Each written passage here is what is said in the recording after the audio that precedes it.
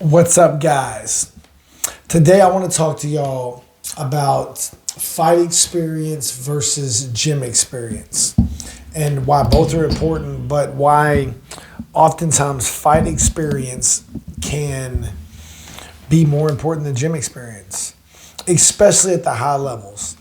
And what I mean is this: there's plenty of people that you've trained with. If you're a current fighter or current person that trains already, there's plenty of people you may have trained with that have been in the gym since they were kids, that have been training since they were 5, 10, 15 years old. And there's guys that come in and start fighting at 19, 20 years old. And conceptually, you have way more experience than they do if you've been in the gym since you were 10 and they come in at 20 years old and train for a couple years. So you may have 10 years of training experience, but they only have, let's say, 2 or 3 years of training experience. The difference is they already have fights and you don't. And there's a good chance you could still win because of your experience in the gym, for sure. When you've trained that long, like, those reps matter, of course. But fighting matters. I have a student of mine, Deshaun. He had 30 amateur fights in about a 2.5-year period. And half of them were smokers.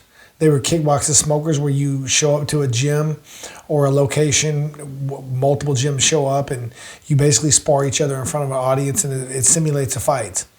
It's not really a fight, though. It's not. It's you're wearing shin guards and big gear and big gloves and sometimes headgear. He did amateur boxing, fought the Golden Gloves. So between boxing, he fought Tuesday night fights, boxing fights that are our amateur show here we have here locally. So amateur boxing, kickboxing combined, this guy had 30 fights. And because of that, now he's a sanctioned fighter. He's an MMA fighter. He's a kickboxer without shin guards and stuff. He's so much more relaxed than these guys. Like, I'm a big believer in fight experience. Because when I was coming up, I didn't start training until I was 20 years old. So I was really late behind the game. But in my first, basically, year and a half of boxing, I had 20 amateur fights. I would go to tournaments. I'd fight sometimes 2 or 3 times in 1 week. I fought at the Golden Gloves. And both times I got 3 fights. So I got 6 fights in 2 weekends. That experience matters, because what happens is you'll take, like, let's say you're an MMA guy, and you'll take an MMA guy that has 5, 10 years of grappling experience. He's been striking for a year or two, slow and technical. You know, he's just been taking his time. He's very technical. He's very good, but he hasn't really fought. And then, of course, this is very common too. I see a lot of grapplers trying to go straight to MMA without taking striking fights, and they're not used to getting punched in the face as much when they get into MMA, because they've been grappling all this years without punching. You know, and I'm talking about becoming an amateur at first. What happens is the guys in there, like when I had these 20 amateur boxing fights, I was so relaxed. I would go into the ring. I remember I had 20 amateur boxing fights, and these people thought that I had all this experience, but I'm a trainer a year and a half.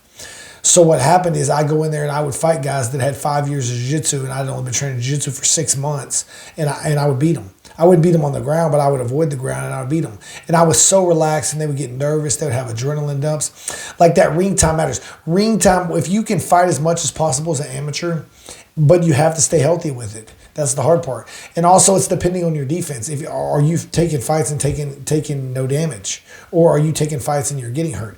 Like my student Deshaun had 30 fights in 2.5 years because he wasn't getting hit a lot. He wasn't taking no damage, and he was winning the fights pretty handily.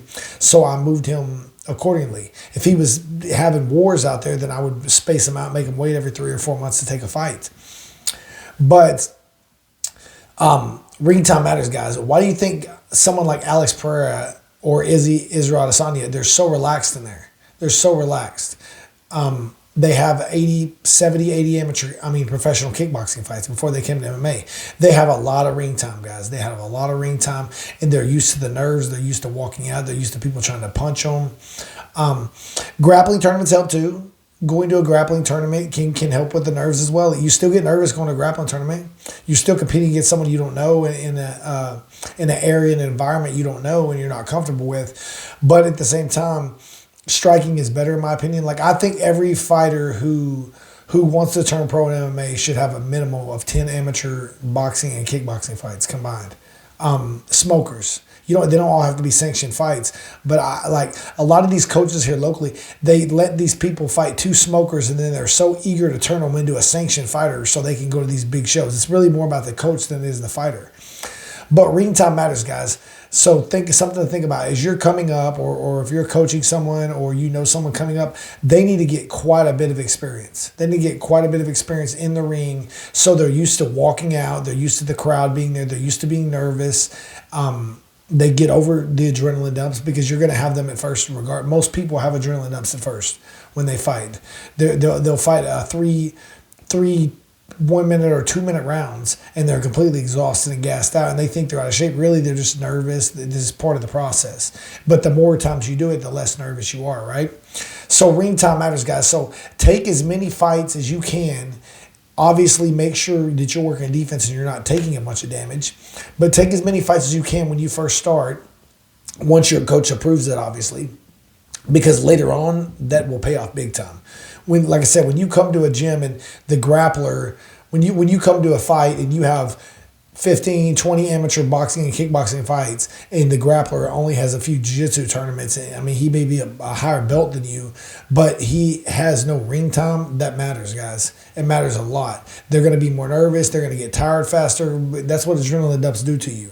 You basically are all amped up in the bag. You'll see it a lot when you go to these local shows in your area. You'll see guys warming up for 2 hours straight.